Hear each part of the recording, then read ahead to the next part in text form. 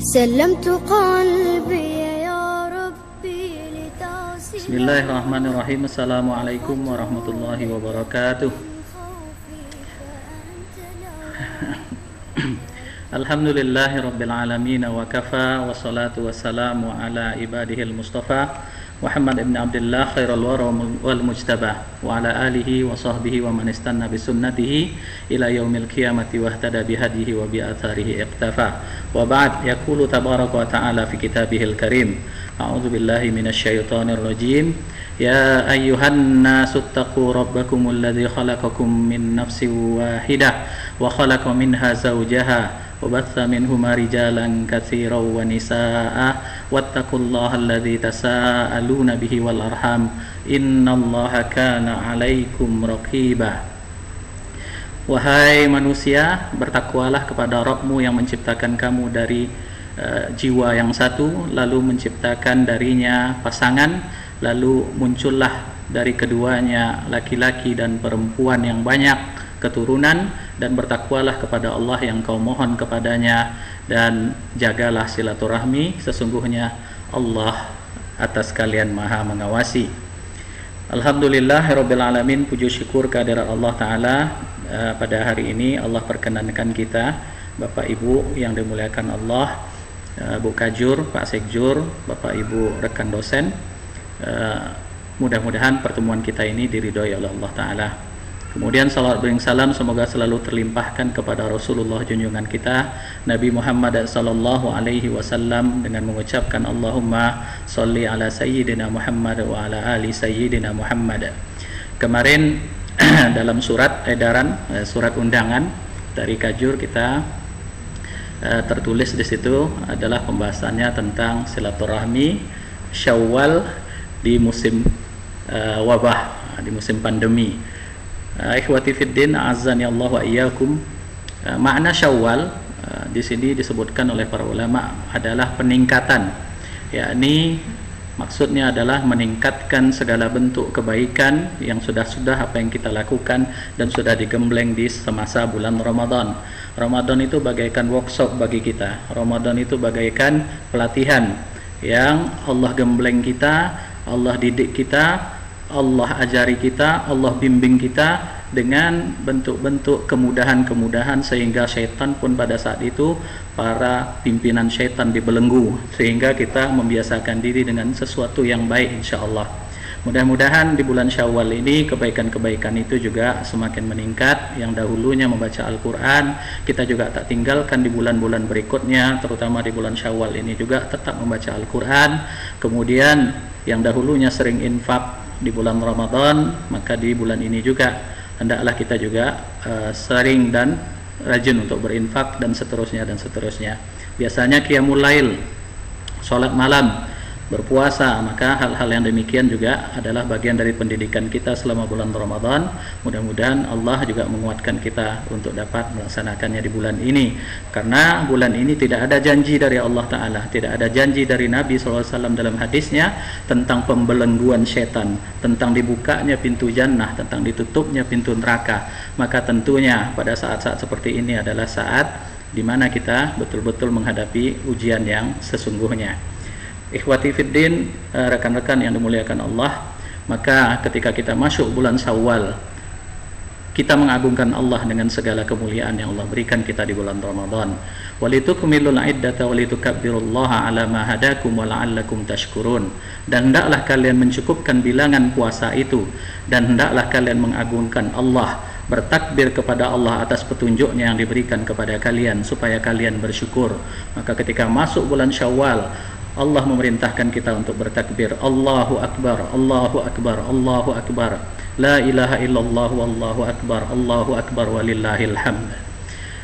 Ikhwati fiddin, rahimanallah wa iyyakum. Imam Syafi'i mengatakan, ayat ini memerintahkan kita menyempurnakan puasa sampai maghrib di hari terakhir bulan Ramadan, lalu bertakbir mengagungkan Allah atas segala petunjuknya dalam ketaatan, bertakbir berjamaah sendiri-sendiri di jalan-jalan, di pasar, di masjid-masjid, di rumah-rumah. Ada juga yang takbirnya mutlak, ada yang takbirnya muqayyad, yang terikat setiap setelah salat, setelah maghrib, setelah isya dan setelah subuh.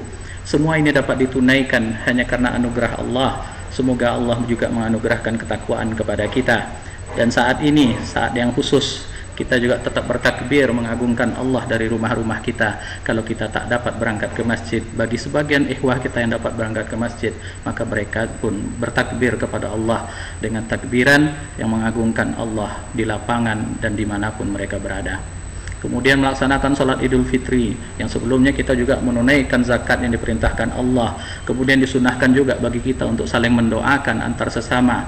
Ketika setelah selesai bulan Ramadan, kita mendoakan saudara kita ketika kita bertemu dengan mengucapkan taqabbalallahu minna wa minka, taqabbalallahu minna wa minkum.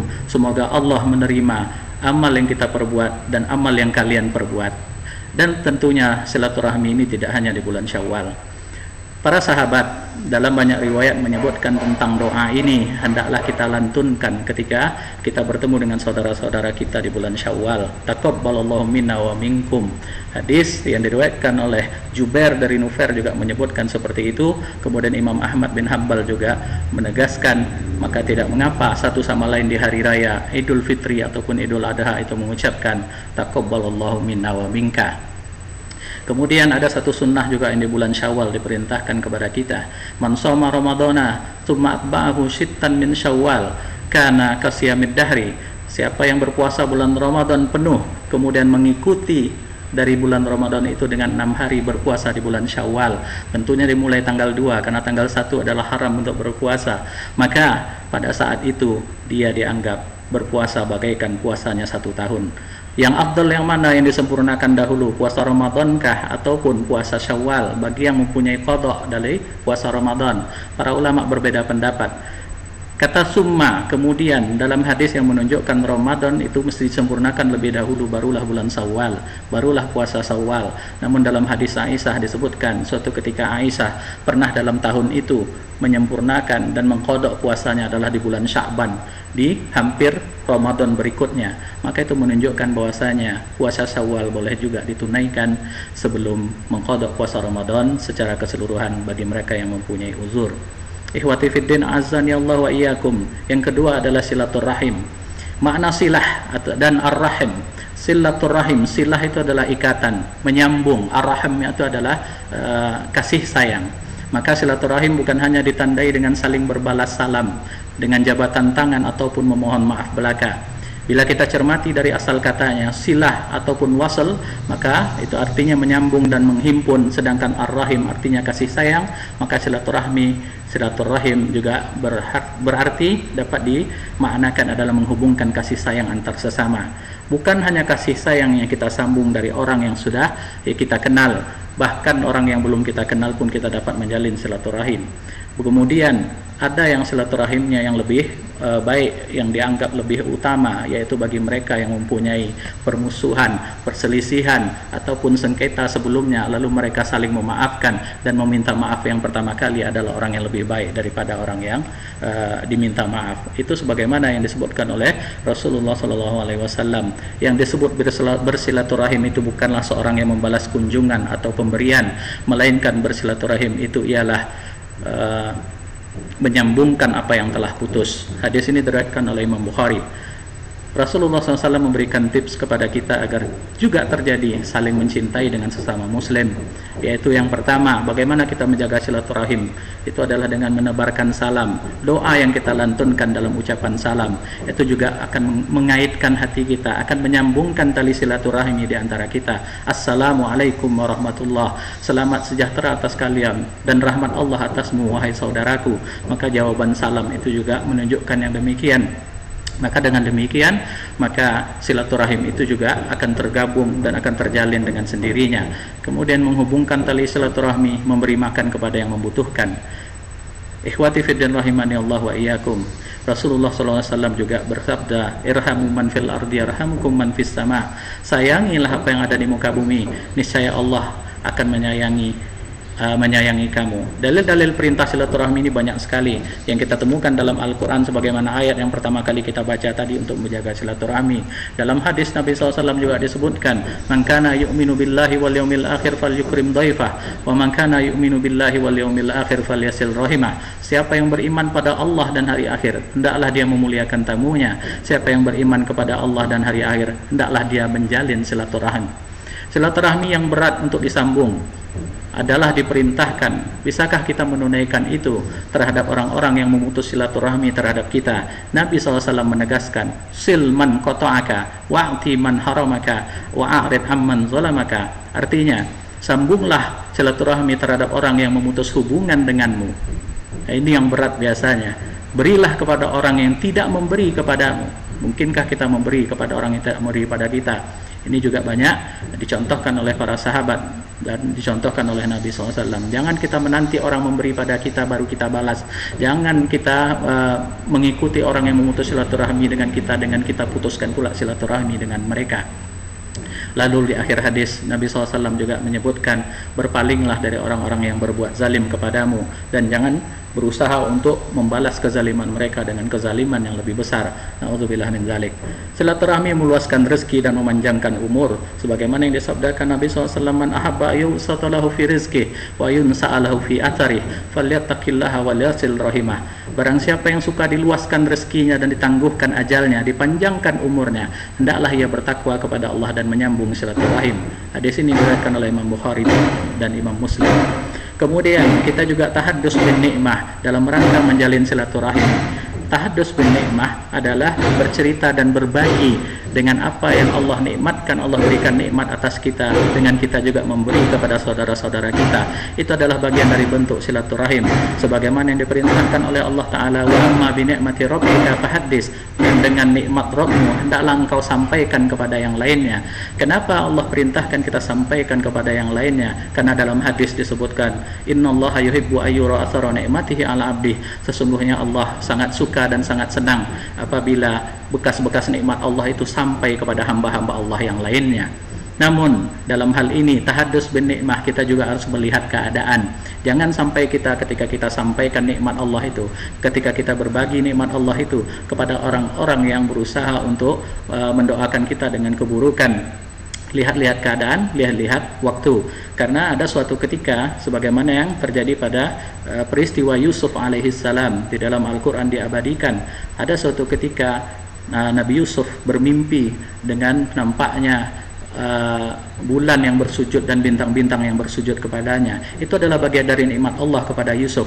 Namun diperintahkan kepada Yusuf untuk tidak menceritakan dan tidak menyampaikan tentang apa yang dia dapat itu dari keutamaan kepada saudara-saudaranya, karena takut nanti saudara-saudaranya akan berbuat kezaliman kepadanya. La taqsus ru'yaka ala ikhwatika fayakidu laka kaida. Janganlah engkau ceritakan mimpimu ini kepada saudara-saudaramu, maka mereka akan berbuat makar ke atasmu. Maka kita lihat kondisinya bagaimana dan kapan kita tahaddus bin nikmah dan kapan kita menahan diri dari itu. Ikhwati fiddin azani Allah wa iyyakum, memutus silaturahmi mengakibatkan kita tidak masuk surga dan rahmat Allah sangat jauh. Bukankah Rasulullah SAW bersabda dalam hadis riwayat Imam Muslim, la yadkhulul jannata qati, tidak masuk surga orang yang memutus silaturahmi. Walaupun dalam hadis ini bukan berarti orang yang memutus silaturahmi itu menjadi kafir karena dia tidak masuk surga, namun para ulama menyebutkan dia akan diazab di neraka terlebih dahulu. Nauzubillah tsumma nauzubillah min dzalik. Karena akibat apa? Karena akibat memutus silaturahmi. Dan dia nanti di surga tidak akan masuk surga orang-orang yang menjalin silaturahmi, karena surga itu bertingkat-tingkat, surga itu berderajat ke atas, dan ada orang yang masuk surga yang surganya adalah surga yang diberi nikmat kepada orang-orang yang selalu menjalin silaturahim, sementara orang yang memutus silaturahmi tidak termasuk golongan orang-orang yang masuk ke dalam surga itu. Ikhwati fiddin azani Allah wa iyyakum, Rasulullah SAW juga bersabda, rahmat Allah tidak akan turun kepada kaum yang terdapat padanya yang memutuskan silaturahmi. Hadis ini diriwayatkan oleh Imam Muslim. Kemudian mengadu domba, merusak silaturahmi dan dia diazab dan akhirnya dia tidak masuk surga. La yadkhulul jannata qattat, dalam satu riwayat la yadkhulul jannata namam, tidak masuk surga orang-orang yang mengadu domba. Dalam hadis riwayat Imam Bukhari dan Muslim disebutkan, kafa bil mar'i kadziban ayuhaddisa bi kulli ma sami. Cukup seorang itu dikatakan dusta apabila dia menyampaikan apapun yang dia dengar. Orang kalau mendengar dari saudaranya yang satu dengan perkataan-perkataan yang memburukkan saudaranya yang lain, lalu dia sampaikan keseluruhannya kepada saudaranya yang lain, itu adalah bagaikan orang yang berusaha mengadu domba. Begitu pula sebaliknya. Maka apabila kita mendengar suatu keburukan dari saudara kita, janganlah kita sampaikan kepada yang lainnya. Kalau saudara kita memburuk-burukkan yang lainnya, janganlah kita sampaikan kepada saudara kita yang diburukkan, tapi justru kita memberikan nasihat kebaikan kepadanya. Mudah-mudahan dia menerima nasihat kita.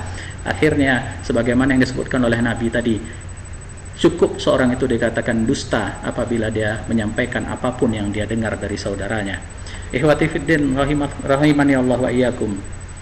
Kemudian di dalam satu peristiwa Rasulullah SAW pernah melalui dua kuburan, lewat di dua kuburan. Rasulullah SAW mendengar keduanya sedang diazab, dua orang yang di dalam kubur itu sedang diazab.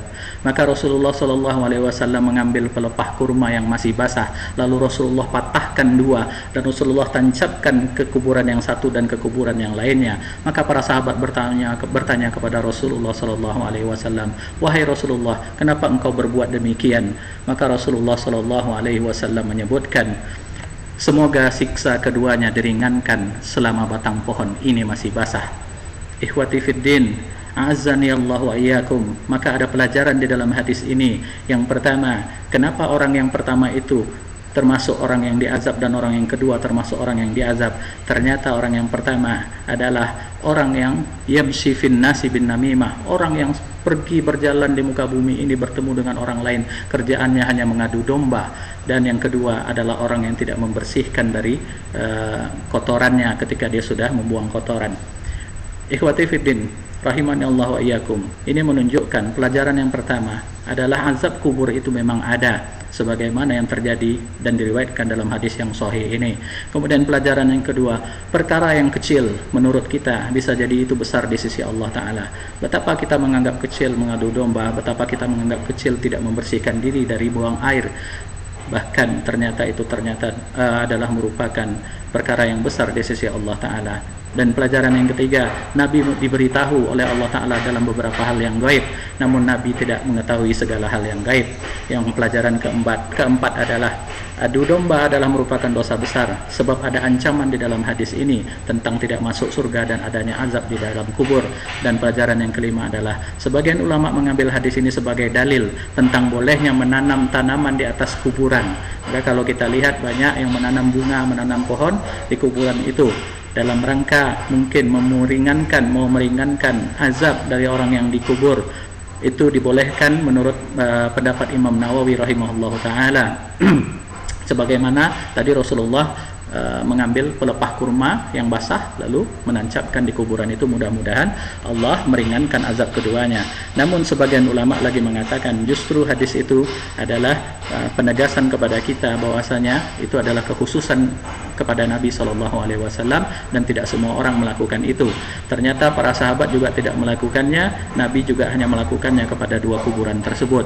Sehingga pendapat yang kedua mengatakan tidaklah disunahkan untuk menanam bunga di atas kuburan dengan tujuan di atas, karena beberapa perkara. Yang pertama, karena kita tidak mengetahui apakah orang itu sedang diazab ataupun tidak diazab. Sungguh tidak dibukakan ilmu gaib kepada kita bahwa orang tersebut sedang diazab. Berbeda dengan Nabi SAW yang diberi wahyu oleh Allah Ta'ala. Yang kedua, sebab kita tidak menanam itu menurut pendapat yang kedua ini adalah berarti kita berusuzon, berburuk sangka kepada mayit. Apakah kita sangka si mayit itu harus diazab sehingga dia perlu bantuan kita dengan perbuatan yang kita lakukan tadi. Kemudian menyelisih perbuatan para sahabat Nabi SAW. Istimbat ini menyelisih apa yang salafus soleh berada di atasnya, sebagaimana yang disebutkan, karena para sahabat tidak melakukan perbuatan tersebut. Dan Nabi SAW mempunyai kekhususan dapat memberi syafaat kepada umat sebagaimana yang Allah izinkan, termasuk dapat mengetahui hal-hal yang Allah izinkan Rasulullah dapat mengetahuinya. Kemudian yang keempat, ada yang lebih baik dari perbuatan ini, yaitu sebagaimana yang disabdakan oleh Nabi SAW ketika dahulu Nabi telah selesai menguburkan jenazah, beliau berdiri dan bersabda kepada para sahabatnya, istaghfiru li akhikum wasalu lahu tasbih fa innahu al-ana yus'al. Dalam hadis riwayat Imam Abu Dawud disebutkan, mohonlah ampunan untuk saudara kalian yang sedang dikubur ini, dan mintalah untuk ia dikokohkan. Sungguh ia sekarang sedang ditanya oleh para malaikat. Ikhwati fiddin azani Allah wa iyyakum. Yang ketiga adalah perkara yang berkaitan dengan pandemi. Nah, tadi pandemi menuju new normal tadi sudah disebutkan oleh Bu Kajur.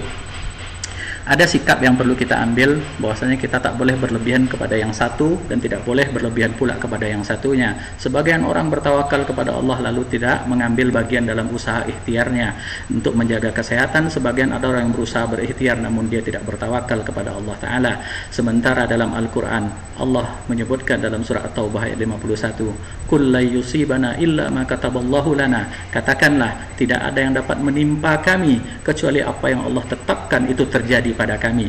Maka tidak ada sesuatu yang dapat menimpa kita dari bentuk kemudaratan, bentuk penyakit dan bentuk hal-hal yang membahayakan, kecuali itu hanya berlaku atas izin Allah Ta'ala. Maka kita bertawakal dengan sepenuh-penuhnya tawakal kepada Allah. Kita betul-betul berdoa dan memohon ampun kepada Allah. Yang kedua, kita beristighfar kepada Allah Ta'ala dan selalu berdoa. Wa ya qaumi istaghfiru rabbakum tsumma tubu ilaihi yursilis sama alaikum midrara wa yazidkum quwwatan ila quwwatikum. Dalam surat Hud ayat 52 Allah Ta'ala mengatakan, Nabi Hud menyebutkan kepada kaumnya, wahai kaumku, mohon ampunlah kepada Rabb kalian, kemudian bertaubatlah kepadanya, niscaya Allah akan menurunkan anugerah dari langit, yursilis sama alaikum midrara wa yazidkum quwwatan ila quwwatikum, dan Allah akan menambahkan kekuatan atas kalian di atas kekuatan-kekuatan. Maka termasuk kekuatan yang Allah berikan apabila kita beristighfar kepada Allah Ta'ala adalah kekuatan dalam bentuk kekuatan fisik, kekuatan imun tubuh kita, kekuatan kesehatan, kekuatan rezeki, kelapangan rezeki dan lain-lainnya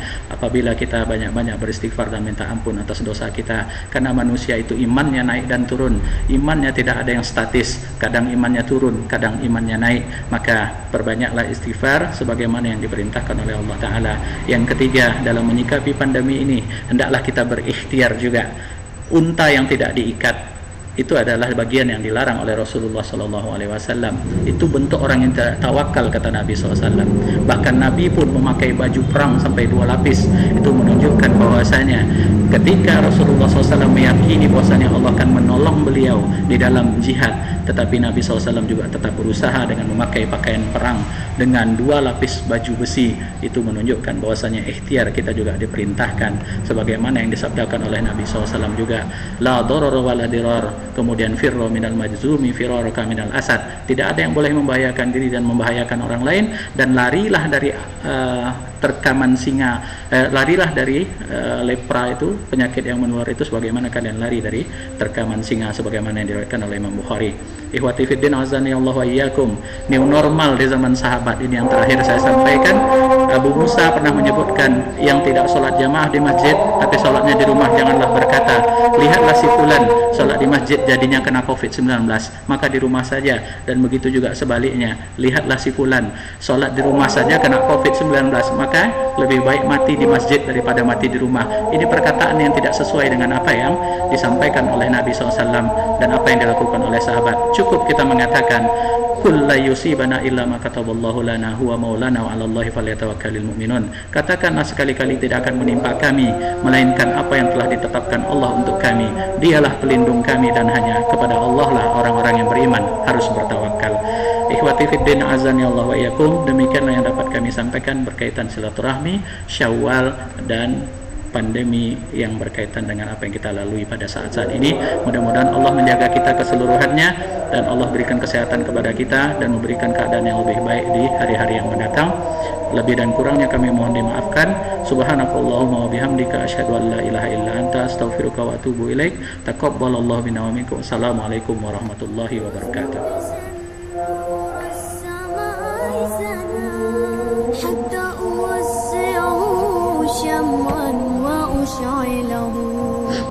يا رب تعلم ما قلبي وخفقتها.